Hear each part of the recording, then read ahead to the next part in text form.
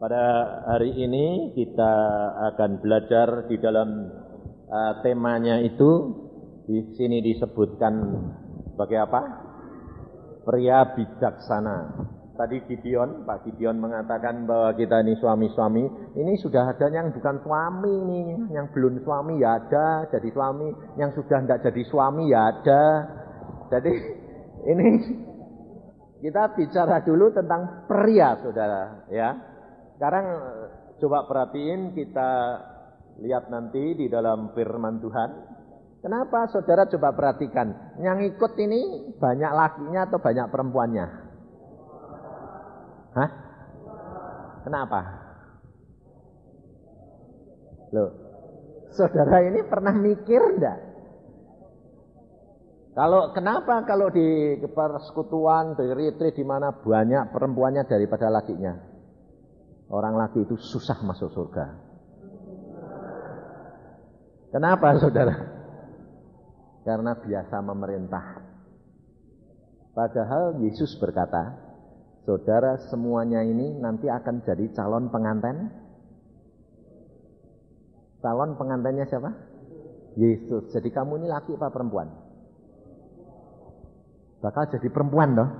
Nah, maka dari itu saudara tuh perhatiin. Kalau engkau tidak belajar dari perempuan, kamu tidak masuk surga, tahu nggak? Sebabnya saudara tahu, Yesusnya ini laki satu-satunya nanti di sana, kamu semuanya ini pengantinnya perempuan. Maka dari itu saudara, kita ini harus benar-benar belajar di dalam dunia. Karena yang kita dapat capai ini selama di dunia ini, apa yang kita nanti sampai di sana kita lanjutkan. Kita kurang menyadari, saudara. Menjadi seorang yang diberikan tanggung jawab oleh Tuhan sebagai seorang pria, ini luar biasa. Karena apa?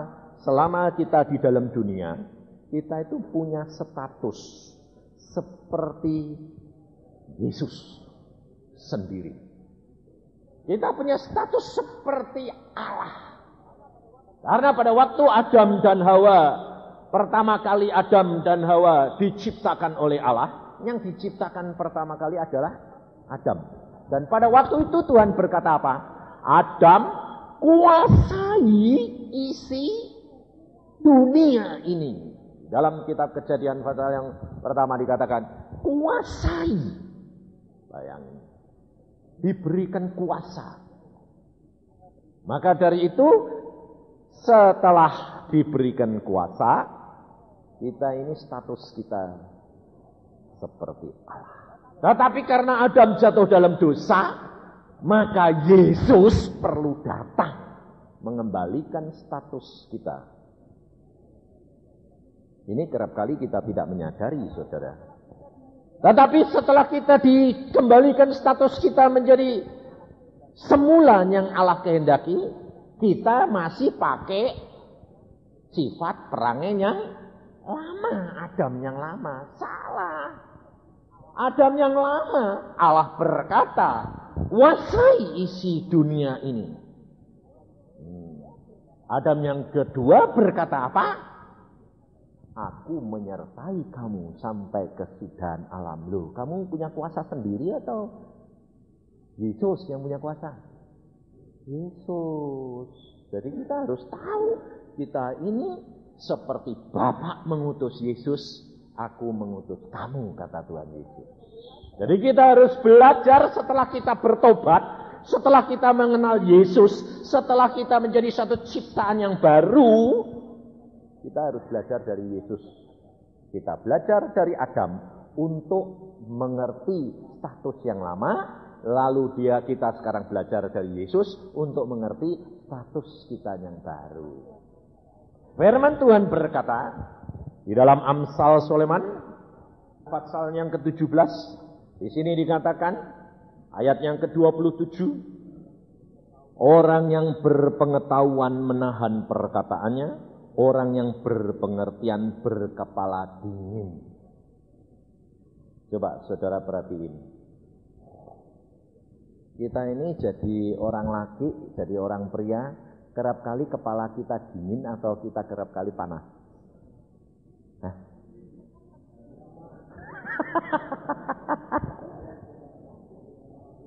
Hah? Kalau saudara perhatikan, ada dua kelompok yang kita tidak bisa menghindari kenyataan. Kalau orang laki-laki yang berkepala dingin, itu biasanya tenang, diam, betul enggak? Istrinya mesti kepalanya panas. Kalau orang itu kepalanya panas, istrinya mesti dingin. Kenapa? Kalau enggak gitu, meledak. Makanya kita belajar jadi pria yang bijaksana, kita harus tahu. Yang dinamakan bijaksana itu apa, saudara? Bijaksana itu di mana kamu ditempatkan, kamu harus menyesuaikan diri. Tahu, mengerti kamu di mana berada. Itu bijaksana, saudara. Di mana engkau berpijak, di sana kamu berada. Itu bijak dan sana. Jadi kalau saudara mau menjadi pria yang bijaksana, harus mempunyai pengertian kamu berada di mana saat itu. Contohnya saudara ada di kantor, jangan perkara rumah tangga, ribut sama istri, kamu bawa ke kantor. Jadi bos di kantor datang-datang, semua pegawainya sikat semua datang-datang. Lalu pegawainya bilang apa kira-kira? Hah? Bilang apa? Ini bawa-bawa, ini tadi mesti ribut sama istrinya ini. Lalu pegawainya bisik-bisik semua. Sedang panas. Ribut semua. Tapi kalau di rumah tadi sedang disayang-sayang sama istrinya, sedang di sini semua dia mesem terus. Wah, sedang dingin. Saudara tahu? Hidup kekristenan kita, firman Tuhan berkata apa? Kita lihat temanya ini, perhatikan pertama kali di dalam 1 Petrus pasal yang ketiga ayat 7. Kita lihat semua saudara, mengapa pada hari ini kita khusus berbicara tentang pria bijaksana. Di dalam 1 Petrus pasal yang ketiga ayat yang ke-7. Demikianlah juga kamu hai suami-suami, hiduplah bijaksana dengan istrimu sebagai kaum yang lebih lemah. Hormatilah mereka sebagai teman pewaris dari kasih karunia, yaitu kehidupan, supaya doamu jangan terhalang. Di sini kalau saudara perhatikan, kita kerap kali tidak menyadari bahwa peranan yang penting ini pria. Karena seperti saya tadi sudah katakan, engkau diciptakan Allah. Adam diciptakan Allah pada waktu pertama kali dikatakan kuasai dunia, termasuk istrimu. Tetapi dalam ayat ini dikatakan, hidup bijaksana terhadap istrimu, bagian yang lebih lemah, supaya kamu, doamu tidak terkendala. Saudara tahu, kenapa kita menjadi suami-suami kerap kali doa kita tidak dituruti Tuhan? Karena saudara tidak bijaksana dengan istri. Di dalam kehidupan ini saudara harus sadar, pertama kita harus tahu bahwa kita diberikan wewenang oleh Allah. Kita menjadi penguasa, kita menjadi kepala. Kita diberikan wewenang ini oleh Allah. Tetapi gunakan seperti Kristus menggunakan. Kristus dia adalah penguasa tunggal. Dia diangkat oleh Bapa menjadi raja di atas segala raja. Untuk itu dia harus turun ke dalam dunia untuk menjelma sama dengan manusia. Manusia-manusia ini yang akan diambil Allah menjadi pengantin perempuan, Yesus turun dulu, dia menjelma sebagai manusia, sama dengan pengantin-pengantin perempuan ini, saudara. Nah, jadi langkah pertama saudara menjadi orang Kristen, saudara harus belajar dari Yesus. Nah, kalau Allah mengatakan kamu adalah satu ciptaan yang baru, kira-kira baru dilapisi atau yang baru ini sifat yang lama masih ada enggak? Ayo tak tanyai sekarang. yang lama ada enggak? Hah? Lah kalau gitu kamu menjadi ciptaan yang baru, bukan diciptakan dong, dipoles. Seperti mobil dicat-catnya baru, tapi tidak menjadi satu ciptaan yang baru. Salah, saudara. Saudara perhatikan, sifat dan perangai engkau menjadi orang Kristen tetap ada enggak? Tetap toh? Tetapi itu harus dikerat. Cuma Tuhan itu ngeratnya tidak sekaligus. Tapi di dalam firman Tuhan dikatakan satu ciptaan yang baru, itu saudara harus kerat. Dikerat. Yesus berkata kamu adalah carang-carang yang disisipkan kepada pokok anggur. Kalau tidak benar dipotong. Jadi saudara harus perhatikan. Sifat perangai kita yang lama, Adam yang lama ini harus dibuat, diciptakan, dirubah, dibentuk kembali menjadi sifatnya Yesus. Ini kekristenan, saudara. Makanya banyak yang mengatakan begini, penyembuhan dalam inner healing. Inner healing itu penyembuhan apa sebetulnya? Batin. Nah, sebetulnya coba perhatiin. Batinmu itu harusnya diciptakan baru atau disembuhkan. Ini hati-hati, saudara. Itu baik. Saya katakan itu baik. Tetapi penyembuhan ini harus masuk ke dalam satu pengeratan. Kalau cuma disembuhkan, sakit lagi enggak? Saudara ini punya tubuh, sembuh, bisa pilek lagi enggak? Sakit lagi, habis pilek, sembuh, pilek lagi enggak? Hati-hati, saudara. Tapi kalau saudara sudah mati, dibangkitkan, sembuh apa ciptaan yang baru? Ciptaan yang baru. Sifat yang lama ada enggak? Tidak ada, sudah dimatikan. Tapi mengapa kerap kali mata kita sudah dikerat kok kadang-kadang timbul? Nah, kenapa saudara tahu? Karena asalnya saudara ini kan dari pokok yang lain toh. Waktu ditempelkan, ini pokoknya Yesus ini sudah ngalir. Tapi kira-kira sifatmu ini masih ada enggak? Masih harus dipotong lagi. Loh. Makanya Yesus dinamakan apa? Tunas. Muncul Daud. Harus sadar, saudara. Firman Tuhan berkata kita ini diciptakan baru. Sifat yang lama harus dipotong, dikerat. Inner healing itu kita ambil yang baik. Yaitu apa? Kita mengingat, oh watakku itu gini. Dibongkar semua. Setelah kita tahu, jangan cuma disembuhkan. Kerat. Kalau cuma disembuhkan nanti timbul lagi. Karena di dalam Yesus bukan penyembuhan. Tapi di dalam Yesus adalah satu ciptaan yang baru. Dan kalau Tuhan ajaran kepada kita, kita harus belajar dari Yesus. Kita harus turun dulu menjadi manusia. Saudara dan anak saya, sebagai laki-laki, kita harus sadar. Kita penguasa, tetapi untuk mencapai kedudukan penguasa itu, saudara harus turun. Mengerti. Jadi, seperti perempuan. Karena saudara tidak nyadari. Allah pada waktu menciptakan Hawa, Allah berkata apa kepada Adam? Adam, aku berikan kepadamu seorang penolong yang sejodoh. Yesus punya penolong enggak? Nah, ya tak tanya nih kamu. Yesus punya penolong enggak?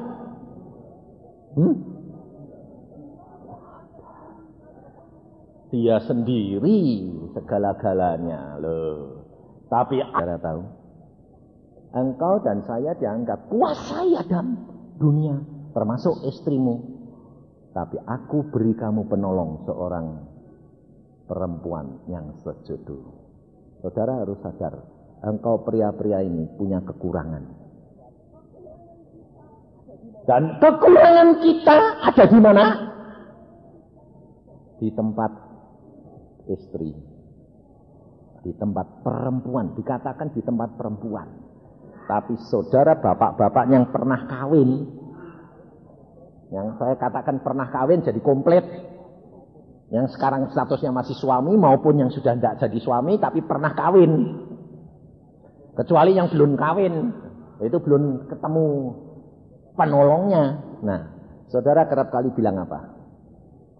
Coba ngerti ya, aku dulu tidak kawin sama kamu. Tidak cocok segala-galanya, betul tidak? Lebih cocok yang itu, lebih cocok yang ini, lebih cocok yang ini. Nah, sebabnya dulu pacarnya banyak. Termasuk saya, jangan dikira saya enggak.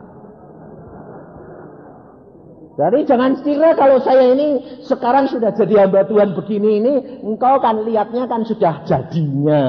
Coba kamu sebelum lihat, sebelum tahu, sebelum saya jadi, kamu bilang, sampai teman-teman dokter saya itu, teman-teman dokter yang kuliah, dia bilang gini, kalau ketemu, Cep, saya dulu namanya kan Cipto Purnomo, kan setelah jadi hamba Tuhan jadi Yusa. Tapi tetap Yusa Cipto Purnomo. Jadi mereka tidak tahu kalau Yusa itu Cipto ini. Waktu saya khotbah, dia bilang, "Duh, itu kan si Cipto." Lah iya, dokter gigi, iya. Waktu nemui dia bilang, "Aku tidak percaya tuh Cip, kalau kamu jadi pendeta." Loh, yang percaya siapa? Saya bilang. Nah, kamu tuh dulu nakale kayak begitu, kok sekarang bisa jadi hamba Tuhan tuh bagaimana? Long dia kok. Tapi kalau aku tidak lihat sendiri ya tidak percaya tuh Cip. Kamu bisa jadi pendeta. Tidak jadi pendeta, penginjil. Kenapa? Waduh, saya tidak bisa ngerti. Kok sepertinya kamu ini, bahasa Jawanya ini melungsungi, tahu tidak? Ganti kulit. Disebabkan apa? Kulitnya yang lama itu, waduh, tidak ada yang baik. Saudara tahu 5M? Hah? 5M ya dah? Ya? Medok, main perempuan, ya dah? Terus madat, pemabuk, terus main judi, maling, mencuri, terus peminum. Saudara tahu? Jangan dikira saya ini tidak jago minum. Jadi jangan lihat saya sudah jadi gini. Saya kalau minum tidak pernah bisa mabuk. Aneh. Padahal saya tidak suka minum. Tapi teman-teman saya bingung. Diberi whisky, diberi apa? Tidak mabuk. Waktu saya praktek di Irian Barat, saya cari air, tidak ada. Saya masuk restoran, saya tanya, saya mau beli air. Teh tidak ada, air tidak ada. Adanya Pak, bir. Saya tidak pernah minum bir. Sekali saya minta, oke. Saya capek luar biasa, saya praktek. 2, belum cukup, 3 kaleng. Sampai yang punya restoran bilang, "Dokter minum bir kok kayak minum air?" Loh, ya rasanya air kok. Saya bilang, "Hah? Minum ya? Enggak pernah. Tapi kok kayak air?" "Iya. Rasanya memang air tuh." Ya enggak ada rasanya apa-apa. Sampai teman saya itu dikasih minum itu, kasih abu rokok. Minum enggak ada apa-apa, enggak. Tanya istriku, kalau ada pemain, enggak main. Makanya jangan niru saya ini orang gila-gilaan. Dipanggil Tuhan umur 12. Saya pernah ngajak Tuhan itu judi. Saudara tahu, Tuhan tak ajak judi. Tapi jangan niru. Kalau kamu niru, gepeng kowe. Karena apa? Karena pada waktu itu saya pulang dari Irian Barat, uang saya banyak. Saya masuk ke rumah makan sama papa, mama, sama saudara semua saya traktir. Saya bilang, "Kamu boleh beli apa, makan apa, saya traktir hari ini khusus saya punya." Saya makannya paling cepat. Masuk restoran, saya makan sudah selesai. Sebelahnya rolet. Saya tungguin ini orang makan, ngobrol, tidak selesai. Saya sudah selesai. Saya masuk, lock di situ. Saya main. Uangnya habis. Nah, padahal saya sudah janji ini mau neraktir mereka. Istri saya sudah tahu, ini tidak balik-balik, ini mesti di tempat itu, mesti di tempat judi. Dia lihat, wah bener. Dia tanya, ya, kamu kok main duitnya habis ini? Lalu saya bilang, diam. Kalau saya sudah begitu, istri saya tahu. Habis tinggal 100 rupiah. Setelah tinggal 100 rupiah, istri saya bilang, yang habis tinggal 100. Saya bilang, nah ini nanti bayar restoran tuh piye? Bagaimana ini? Orang segitu banyaknya makan saudaramu ini di restoran. Diem. Saya bilang. Lalu saya bilang, Tuhan, Engkau tidak mengendaki aku judi. Aku tidak suka kamu judi. Kamu judi tidak pernah menang, tahu enggak? Tapi kamu tidak pernah kapok-kapok. Saya bilang, oke lah Tuhan, sekali ini saja. Dan cabut. Kalau engkau tidak cabut dan engkau tidak potong, tidak mungkin aku berhenti. Dan aku mau engkau cabut. Dan aku berjanji untuk berhenti. Saudara tahu? Nah, tapi setelah itu saya ngomong apa? Tapi Tuhan, uangnya karek cepet. Ini bayar restoran, ini piye? Ini bagaimana? Ini tidak bisa pulang, aku nanti disandra. Apa terjadi saudara? Pokoknya Tuhan, aku minta tanda daripadamu. Dan benar-benar ini kemuliaanmu dinyatakan. Aku berhenti judi, tapi nyatakan bahwa kemuliaanmu dinyata. Saudara tahu, banyak orang pendeta maupun mana-mana berkata, kesaksian ini tuh jangan diomongkan. Tapi saya tidak mau ngomong, tapi hari ini Tuhan bilang, omong. Jadi terserah kamu mau gepeng alami dewek. Saat itu saya berkata, Tuhan, nyatakan. Sekarang saya pasang nomor berapa? Bayangin enggak? Ayo kita tanyain. Ayo, ini pengalaman gila enggak? Bayangin. Makanya saya berkata saudara, jangan menilai perbuatan orang. Allahmu tahu hati dan pikiranmu. Kamu tidak tahu. Apa yang kamu lihat kelihatannya suci, kudus, baik. Belum tentu isinya. Tetapi apa yang kamu lihat kelihatannya jahat dan tidak moral, belum tentu isinya. Ini saya alami sendiri, makanya saya terus terang saudara, tidak pernah mengagumi orang takut saya. Kenapa? Saya tidak ada yang baik di dalam diri saya. Dan saya berkata, Tuhan, saya ngomong ini istri saya dengar. Tuhan, pasang nomor berapa? Istri saya sampai matanya bunder, dia bilang, ya lucu toh. Tuhan mau ajak judi, sudah tahu itu salah. Saya bilang, kamu perempuan nggak nurut tak? Genjot loh kayak ngono.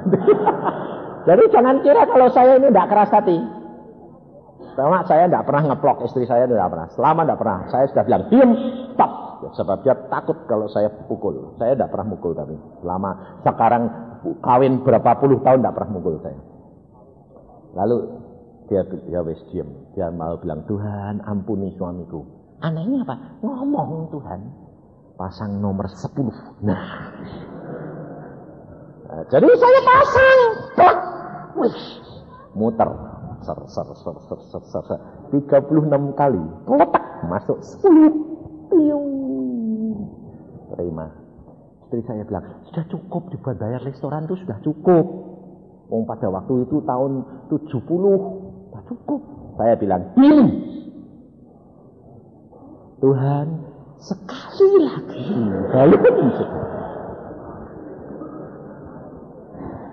Jadi saudara tahu, makanya saya katakan kalau engkau tidak menjadi orang benar-benar dipilih Allah, hati-hati. Jangan sembarangan. Sebab saya ini orang yang paling kurang ajar. Kalau saya bergaul dengan Tuhan, itu tidak seperti orang lain, saudara. Gila-gilaan saya. Sebab dari umur 12 Tuhan sudah panggil. Dan saya dengar suara dia sendiri, saya bilang, bahwa isi Alkitab ini ya dan amin. Tapi kalau engkau tidak nyatakan, aku tidak bisa menjadi orang Kristen. Mengapa? Orang Kristen tidak ada yang baik. kelihatannya baik, tapi nyatanya busuk. Semua perbuatannya munafik. Saya katakan, lalu Tuhan berkata apa? Baca Alkitab, alami sendiri. Engkau akan tahu Allahmu Allah yang luar biasa. Lalu saya bilang, oke, saya buktikan dan saya alami. Kalau engkau nyata bicara pribadi dengan aku tidak akan ikut-ikutan orang lain. Aku tidak mau tahu orang lain. Tapi aku mau tahu engkau dengan aku pribadi. Aku harus ngalami secara pribadi. Makanya saudara, pada waktu itu saya berkata, sekali lagi, Yesus. Wah, lagi. Nomor 12. Saya pasang tidak sedikit, tidak 100. Seluruhnya itu 3.500 blok. Semua tak pasang di situ. Istri saya bilang, Yang, ngambil mobil janda Isa lo, Yang. Lalu habis uang 100 buat parkir janda punya kamu nanti ini piye? Bagaimana? Dia bilang. Saya diam. Saya bilang. Saya lihat. Ser. Keletek 12. 36.000 kali. Anu berapa? Cukup baik. Saya bilang, selesai Tuhan. Terima kasih. Amin. Saya masuk lagi, istri saya bilang, orang kok kayak kamu, Tuhan diajak judi. Nah, sekarang saya tanya saudara, ini saya mau mengarahkan saudara. Mengapa Tuhan turuti apa yang saya minta? Kamu tahu enggak? Sebabnya Tuhan tahu apa yang akan terjadi. Dia mau menyatakan bahwa aku sangat mengasihi kamu. Aku berkorban untuk kamu. Meskipun engkau mempermalukan aku sekalipun. Tapi aku tahu setelah ini kamu harus berani membayar harganya. Dan aku pakai kamu. Perhatikan Rasul Paulus. Rasul Paulus membunuh orang. Rasul Paulus menganiaya orang Kristen. Kenapa dibiarkan Tuhan? Sebab Tuhan berkata, aku akan menemui dia. Dan aku akan menunjukkan kepadanya berapa banyak penderitaan yang dia harus tanggung. Saudara tahu. Maka dari itu saudara engkau harus tahu bahwa Allahmu itu maha tahu. Dan engkau jangan membatasi akan kuasa daripada Allahmu. Caranya bagaimana tidak mencari masalah.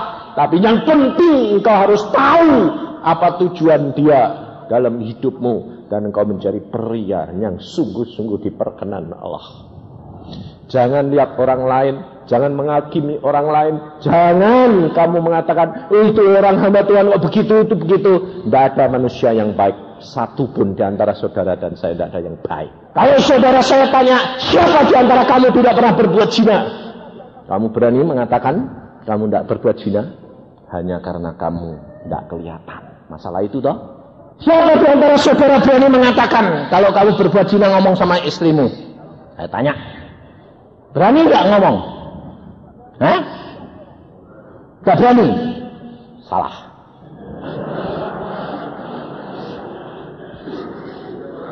Makanya dari itu saya katakan kepada saudara, hidupmu harus tahu istrimu seorang penolong dan kamu seorang pemimpin. Apa yang dilakukan Daud semua ngerti tak? Kenapa kamu takut? Karena kamu tidak tahu statusmu. Tidak tahu. Saya berbuat apa saja istri saya tahu. Aneh enggak? Saya pada waktu umur 40 saya ketarik pada seorang, saya ngomong sama istri saya. Yang, kenapa? Aku kok kepingin pacaran lagi Yang? Bayangin saudara. Istri saya ngotot, umur 40 kok kepingin pacaran? Pacaran sama aku lagi saja. Gak bisa, sama yang baru. Bayangin saudara. Saya ngomong. Lalu istri saya bilang, wah bahaya. Gak tahu Yang ini kenapa saya harus ngalami kayak begini. Gak tahu saya. Sudah menjadi seorang dokter. Sudah praktek. Sudah khotbah. Makanya saudara jangan enak-enak kamu ya. Pria-pria yang belum umur 40. Hati-hati kamu nanti kalau sudah sekitar 40. Hati-hati gue nanti. Hati-hati sungguhan kamu. Kenapa? ada perasaan yang lain. Saya sendiri gak ngerti. Tuhan, saya berkata begini, Tuhan, ini apa Tuhan? Tuhan berkata, itu alamiah. Alamiah, itu biasa. Loh, lah kok bisa timbul gini, saudara Tuhan? Ya, engkau harus mengatasi, bukan melarikan diri. Ini aku tidak mau Tuhan. Aku ini sudah kenal Engkau, sudah khotbah, sudah membawa firman Tuhan. Ini kan tapi dianggap lucu. Sampai saya mengatakan kepada Tuhan gini, wah ini namanya salah ini, tidak Yusa ini, Yudas ini. Yudas. Tuhan bilang, namamu tetap Yusa, bukan Yudas. Aku tidak pernah memberi nama salah. Saudara tahu. Sebab nama saya itu dikasih Tuhan sendiri. Nah, pada waktu itu saya ngomong sama istri saya. Setelah saya ngomong, istri saya berdoa. Tapi apakah lalu saya bisa? Wah, tidak bisa. Mau sih, mau, tapi tidak mampu. Nah ini loh saudara. Tetap ketarik. Aduh Tuhan, ini bagaimana Tuhan? Aku tidak mau naik motor pergi ke kerjaan, mampir. Loh kok iso kesini lagi? Ini bagaimana sih Tuhan? Aku tidak mau, tapi tidak bisa. Klak mampir.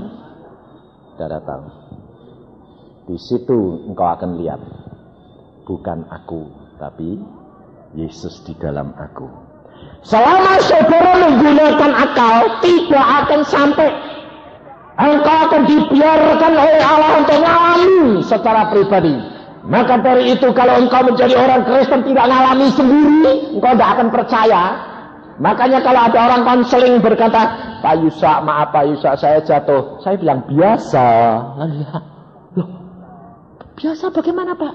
Aku yang ngalami. Loh, Bapak yang ngalami. Kamu mau toh, tapi tidak mampu toh. Iya Pak. Kok susah ya Pak? Tidak susah di dalam Yesus. Kenapa?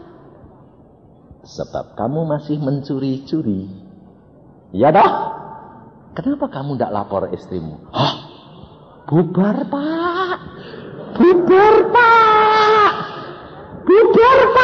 Istriku gak. Nah, saya tidak menyuruh kamu lapor. Saya bilang, kamu lapor sama Tuhan. Tuhan sendiri nanti yang memberitahukan penolongmu. Bagaimana mengatasi hal ini. Sebab dia seorang penolong.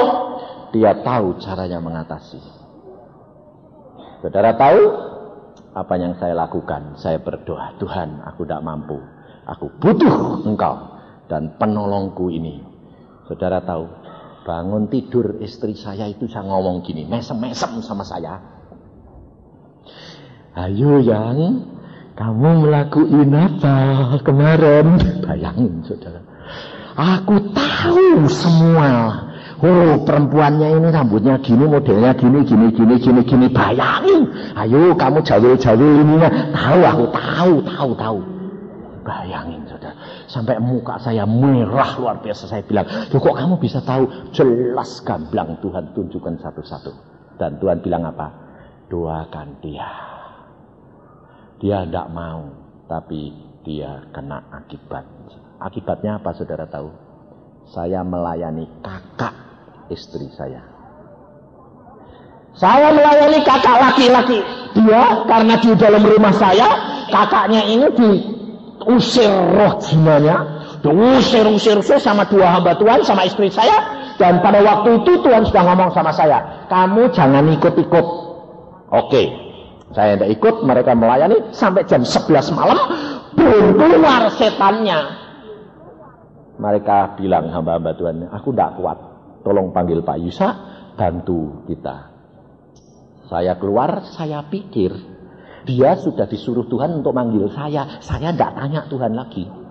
Padahal pertama kali Tuhan berkata, jangan ikut-ikut.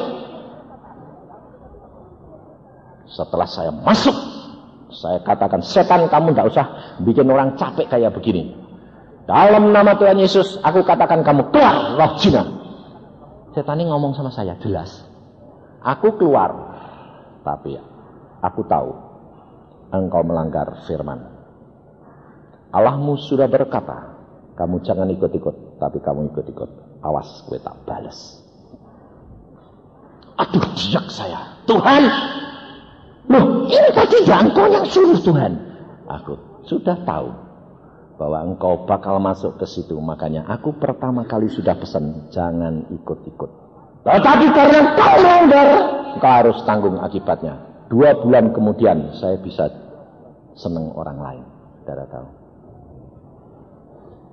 Maka di dalam pelayanan hati-hati. Setia di dalam firman Tuhan yang pertama. Jangan mulai tawar-tawar, jangan langgar. Setia dengan istri yang pertama. Jangan mulai coba-coba menceng-menceng. Dan saya akhirnya masuk dalam pencobaan. Saudara tahu berapa lama? 1,5 tahun baru saya dikeluarkan dari masalah ini. Bayarnya mahal luar biasa. Sampai saya katakan, Tuhan, aku tidak kuat. Aku tidak bisa kalau begini caranya. Tuhan bilang, bisa. Waktunya aku tiba dan aku akan lepaskan dan bebaskan kamu. Lepas. Sekarang saudara, saya kalau lihat perempuan, tidak ada apa-apa. Kecuali lihat istri saya. Aneh enggak? Saya kalau ketemu istri saya, kok cintanya luar biasa. Tambah tua, tambah waduh, rasanya kok tambah mepet terus. Piye ini, bingung saya. Sama orang lain sudah tidak bisa. Kenapa? Yesus itu luar biasa. Makanya itu saya katakan, alami sendiri. Supaya saudara ini menyadari bahwa hidup kekristenan ini harus punya pengalaman nyata. Supaya saudara tahu bagaimana mengatasi. Engkau perlu seorang penolong.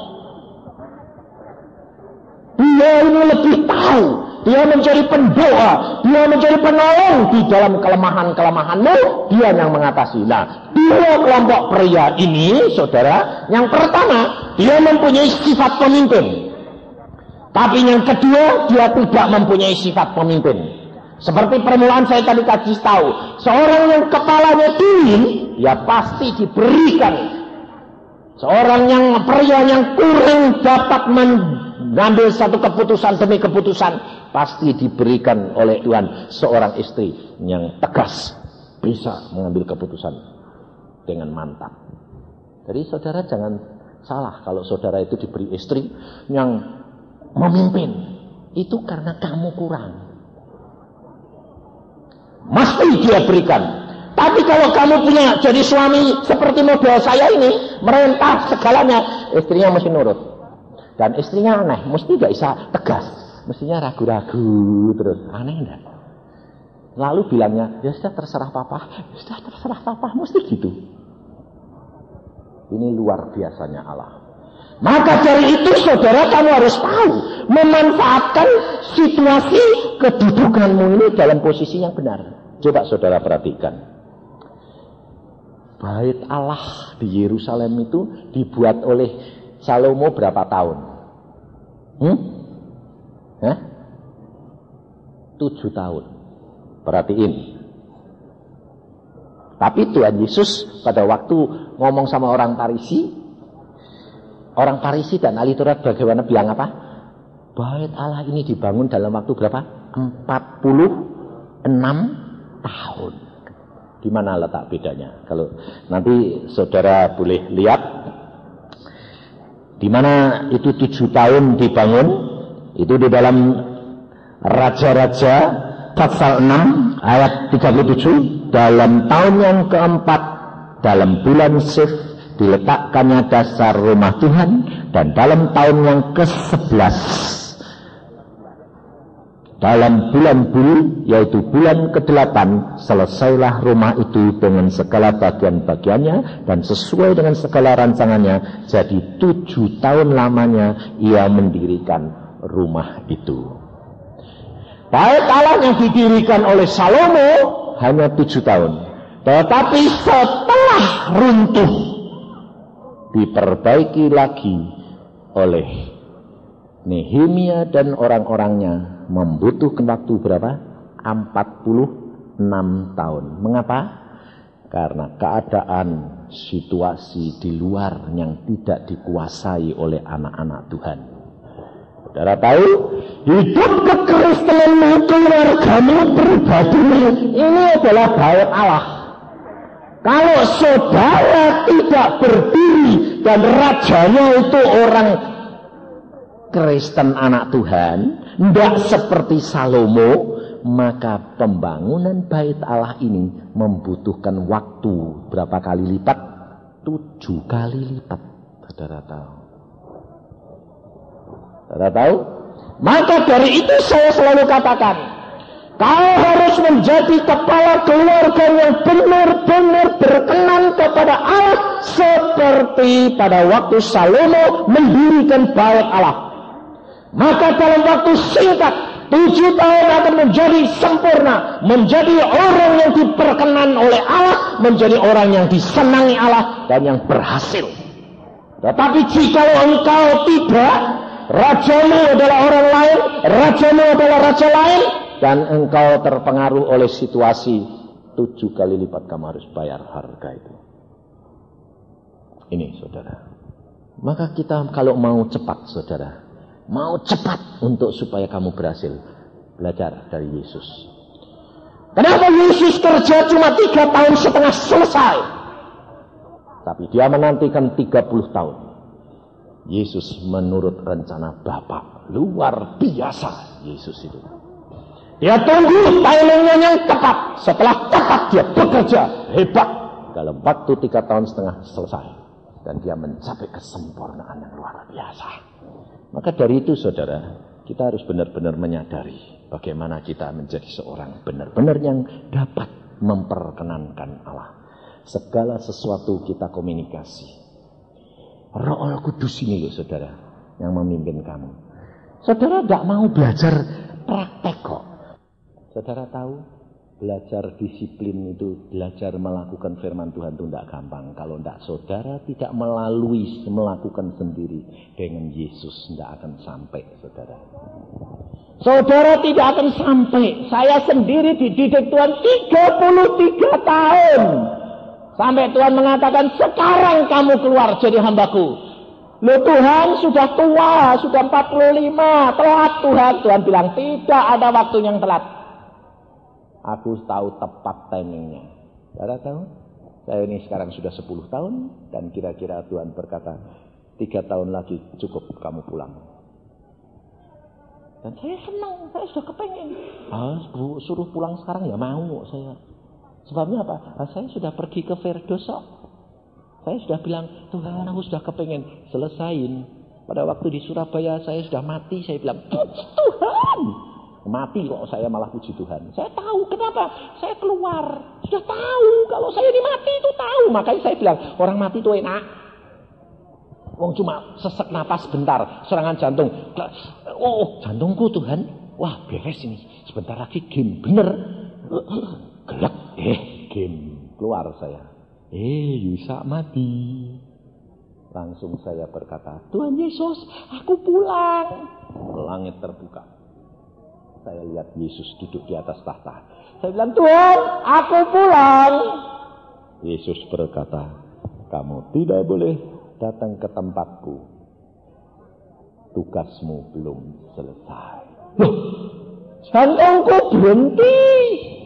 Aku sanggup menghidupkan kamu. Aku kepengen pulang Tuhan. Selesaikan tugasmu.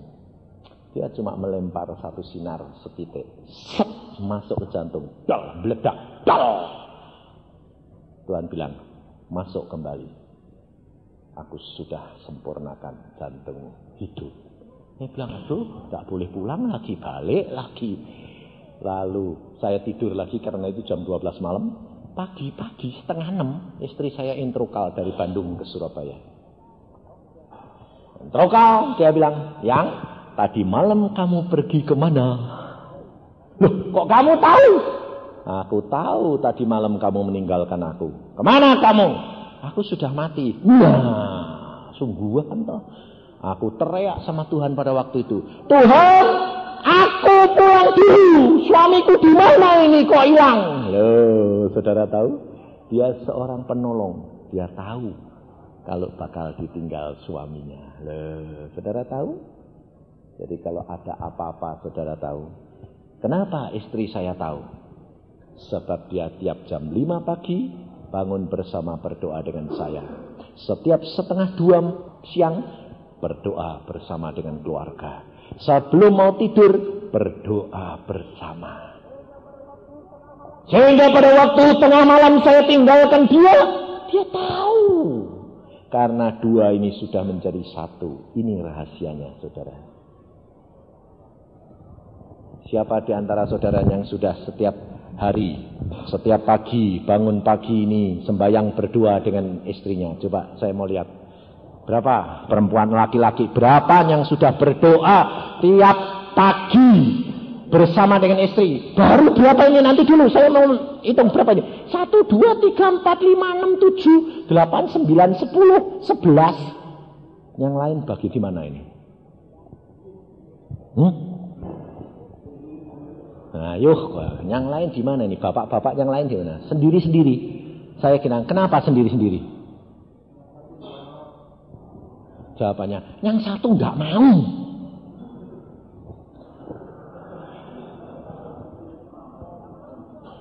Yang enggak mau ini yang laki atau yang perempuan?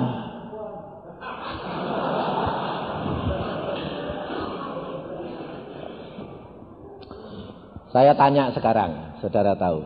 Anda ini kepala keluarga enggak? Kenapa tidak bisa menundukkan istri? Ayo, saudara. Hah?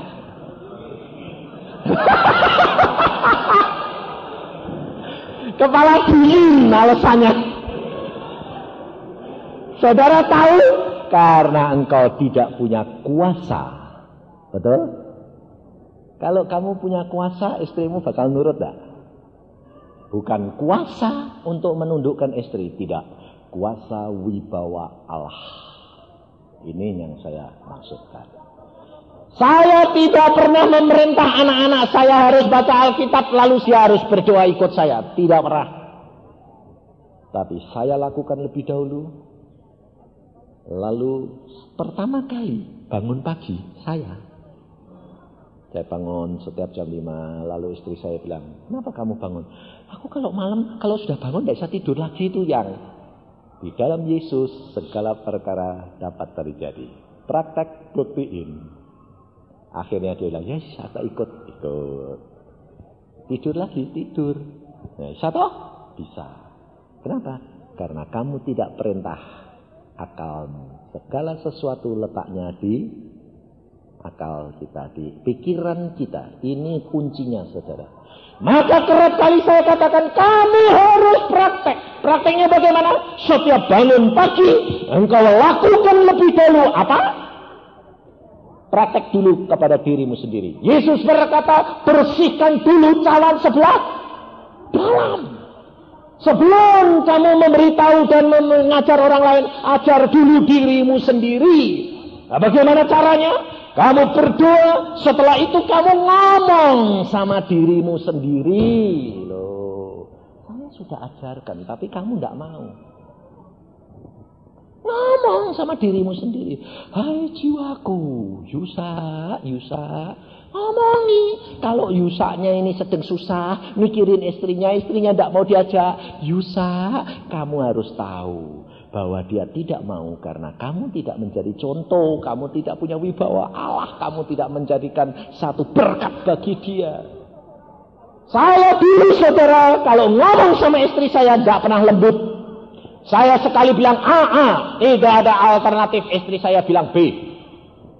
Nurut. Tapi sejak Tuhan Yesus ngajar saya, selalu saya bilang, yang bagaimana pendapatmu? Lalu istri saya bilang, lah kalau papa bagaimana? Saya gini, kamu yang nimbang. Karena kamu seorang penolong, kamu pendoa. Doakan, dia bilang, cocok. Doa kita tidak akan tergendala. Kenapa? Karena saudara tulus di hadapan Tuhan, jujur di hadapan istri. Istri tahu kelemahanmu, dia tidak akan menyalahkan kamu. Istri saya itu kalau saya bilang apa, yang aku ini kok mulai mataku kok mulai mata keranjang. Aku doakan, aku sudah tahu kok. Tuhan bilang, aku harus berdoa buat kamu. Aku sayang kamu, aku membela kamu, aku menolong kamu. Lepas. Sebab kalau kamu sendiri, kamu tidak akan mampu, saudara tahu. Kenapa? Tuhan sudah tahu bahwa kamu tidak mampu. Kamu perlu penolong. Roh Kudus diberikan kepada saya dan kepada istri. Itu untuk apa? Untuk mengingatkan apa yang akan terjadi. Kamu harus ngomong dulu, saudara, pada dirimu. Hari ini kamu akan menghadapi apa? Kamu bicara. Makanya saya bilang, kalau kamu jadi orang Kristen, belum dicap gila, belum Kristen. Sebabnya apa? Orang gila itu ngomong dewek. Ngomong. Orang gila itu kalau di jalan kan ngomong sendiri, kan? Nah, ini orang Kristen harusnya.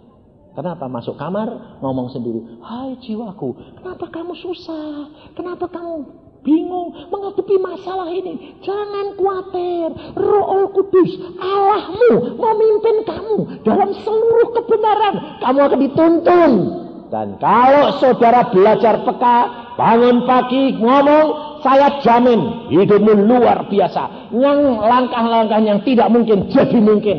Apa yang dikatakan Pak Gideon tadi? Kita kerap kali mau menghadapi segala sesuatu pakai akal. Salah. Doa, omongkan Roh Kudus, hadapi.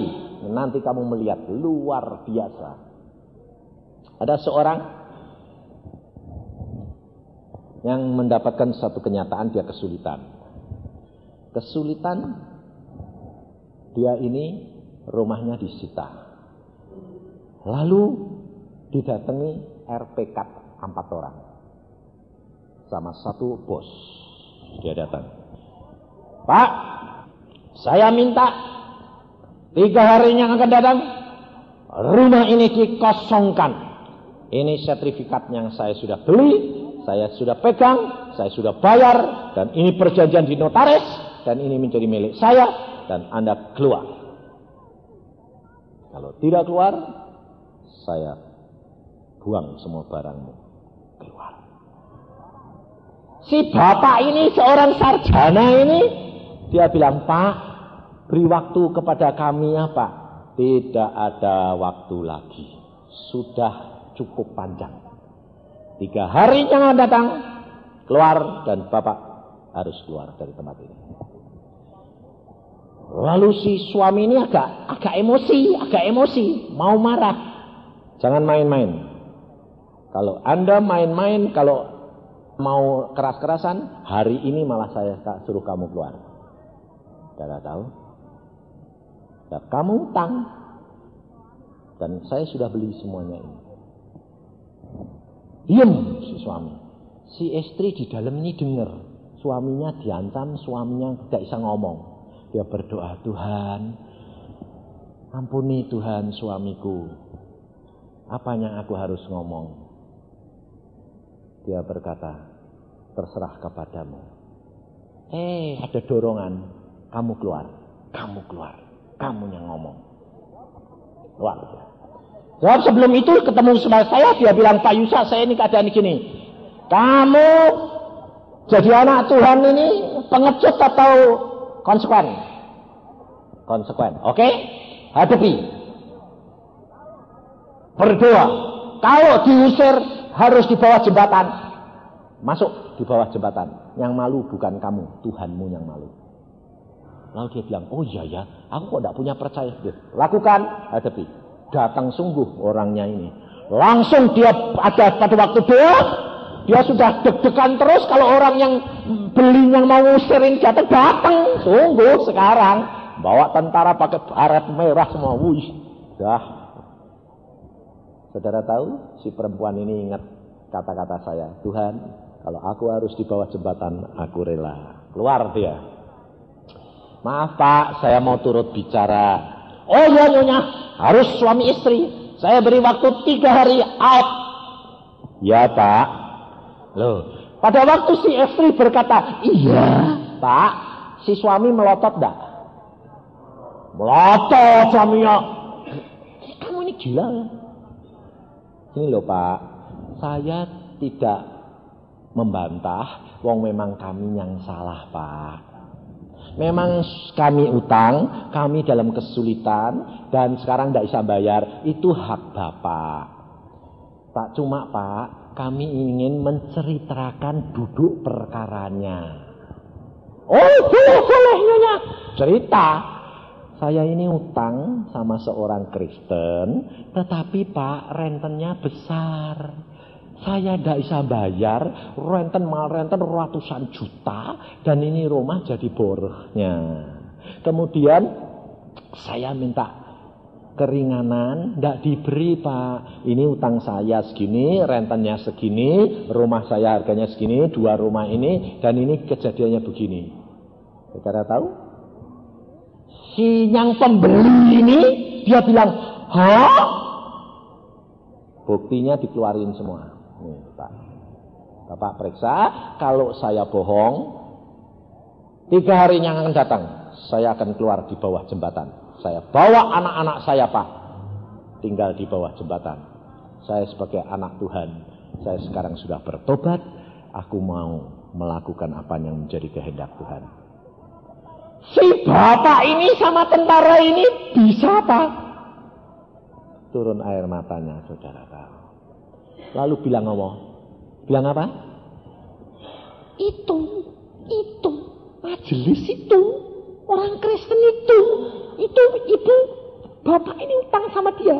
Iya Pak, ini buktinya semua. Tak ngira ya, kalau jadinya begini, pantesan dijual saya. Oke Bu, Bapak besok datang ke notaris menghadap bersama dengan saya. Baik Pak. Oke, dia pulang. Ini suami istri deg-degan enggak ini? Tuhan, besok ini apa? Apa ini? Apa yang akan terjadi besok ini apa? Menghadap notaris jeglek. Bapaknya bilang, ibu notaris kasih tahu. Bu, bikin surat perjanjian bahwa bapak dan ibu ini boleh meninggali di tempat itu 3 tahun gratis, gak usah bayar, dan boleh dipakai rumah itu selama 3 tahun. Setelah itu mau disewa boleh, mau dibeli boleh, mau dicicil boleh. Silahkan. Itu bikin surat perjanjian. Allah sanggup mengubah enggak? Kira-kira kalau dihadapi suaminya saja jadi apa? Nah, saudara kerap kali merasa aku kepala rumah tangga, aku penguasa. Tapi saudara tahu, istrimu penolong. Allah pakai. Sebabnya Allah mau menunjukkan kepada saudara bahwa engkau terbatas. Karena apa? Karena gengsi ini loh, karena gengsi ini, kesombongan ini. Dan firman Tuhan berkata di dalam Amsal pasal yang ke-16 ayat yang ke-5, setiap orang yang tinggi hati adalah kekejian bagi Tuhan. Saudara tahu? Justru tinggi hati ini di hadapan Tuhan itu keji. Tuhan tidak suka, itu kotor. Dan paling susah adalah orang yang merendahkan hatinya ini. Sekarang saudara tahu, saudara ini sudah 3 tahun lewat. Saya ketemu sama saya, dia bilang, Pak Yusa, terima kasih. Kenapa? Allahku hebat. Kenapa? Tidak diusir Pak, malah dikasih pinjam 3 tahun, tidak usah bayar. Dan saya katakan, tetap setia dan bangun pagi, dan kamu akan melihat kemuliaan Allah dinyatakan dalam hidupmu. Setelah 3 tahun selesai, dia bilang apa? Menghadap sama yang punya, Pak, kami belum punya uang, bagaimana Pak kalau kami mau sewa? Oh boleh, sewa saja, tidak apa-apa. Kalau nanti punya uang, beli. Utangnya dia ratusan juta, sekarang dibayari dia sudah hampir loh, sekitar 50 juta sudah habis sekarang. Tidak tahu. Allah sanggup memberkati dengan caranya Allah sendiri. Tetapi jangan kamu membatasi kuasa Allah. Kamu belajar mulai pimpinan Roh Kudus kamu lakukan. Mulai dari yang kecil, saudara. Bangun tidur, roh berkata apa? Ngomong, belajar. Cuma caranya gini loh. Tuhan Roh Kudus pimpin. Kamu mau ke kantor, Tuhan Roh Kudus pimpin aku ke kantor. Ngomong, belajar ngomong terus gitu loh saudara. Timbang kamu mikir-mikir yang enggak, kamu coba belajar ngomong. Ngomong sendiri, praktek yang kecil gini. Ngadepi karyawan, ngadepi bos, kamu sebelum menghadap kamu bilang, Tuhan berikan aku hikmat. Apa yang aku harus ngomong. Tidak usah lalu, kok tidak dengar ya? Kok tidak dengar ya? Tuhan mana? Lah, kamu tidak ngomong. Jangan batasi kuasa Allah. Ngomong saja. Tuhan berikan aku hikmat. Bagaimana aku harus bicara? Bagaimana aku jawab? Hadapi. Selak. Kamu dengar? Kamu jawab. Nanti jawabanmu luar biasa. Kalau kamu sudah ngalami gitu, luar biasa Allah. Hadapi masalah demi masalah. Jangan takut. Salah hadapi. Kemarin saya di Ciloto ketemu seorang suami istri. Dia berkata, Pak, tolong Pak saya. Kenapa? Saya ini kejepit Pak. Kejepit apa? Perkara keuangan. Berapa? 5 miliar. Enggak 500 juta, 5 miliar. Berapa? 5 miliar. Loh kok kamu kok main-main sampai segitu? Iyalah, memang mainnya gede Pak. Jatuhnya ya gede. Hadapi. Bangun pagi sudah. Wah belum Pak. Karena kamu tidak mulai dari Tuhan. Mulai sekarang. Mulai sekarang. Hadapi. Nyatakan. Hadapi. Sepagi berjalan dengan Yesus. Lalu ngomong. Tuhan aku ini mau kemana? Kemana hadapi. Orang yang utang dihadapi. Didedek. Ketemu lagi saudara. Wah luar biasa Pak. Orang yang keras, orang yang ngancem, orang yang neken, orang yang... Waduh, sudah digosipkan saya dicepet kayak begini Pak. Diancam. Saya hadapi Pak. Pak Yusak bilang hadapi. Saya hadapi Pak. Berubah Pak. Bisa begini. Nah iya, coba kamu dari dulu-dulu itu berani ngadep sama saya. Kan ya saya bisa mengerti toh kesulitanmu. Kok tidak dari dulu-dulu, kok kamu lari-lari, mau melarikan diri. Hadapi kenyataan gini kan saya bisa ngerti kamu menceritakan kesulitanmu, uangmu di mana ini, saya cek bener. Ya sudah saya bilang, 4 tahun saya berikan kamu kebebasan untuk menyicil dan cari jalan untuk membayar. Bayang, tidak usah, semua stop. Bayangin. Renten tidak usah bayar, segala tidak usah bayar, stop. Dan selama ini kamu berjuang dengan tenang. Tidak tanggung-tanggung 4 tahun. Masuk akal tidak? Ini loh saudara. Kenapa? Karena kamu membatasi akan kuasa Allah yang menyebabkan Allah tidak bisa bekerja di dalam hidup saudara dan saya. 1 Korintus pasal yang kedua ayat 9.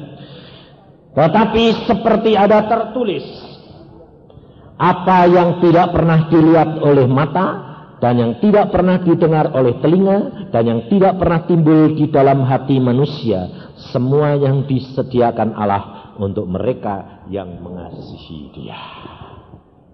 Ini saudara, ini ayat, masukkan dan tanamkan, ngomong. Kalau saudara penuh dengan kekhawatiran, pagi-pagi ngomong ayat ini. Apa yang tidak pernah aku pikir, apa yang tidak pernah timbul dalam hatiku, itu yang disediakan Allah bagi orang yang mengasihi Dia. Selesai. Kau akan menghadapi kenyataan, kau akan melihat kuasa Allah, imanmu diteguhkan, dan kamu berani menghadapi masa depan dengan cerah. Karena apa? Karena hidup kekristenan sekarang ini kamu dipimpin Roh Kudus Allah sendiri dan bukan manusia dan bukan pikiranmu. Amin. Mari kita berdoa.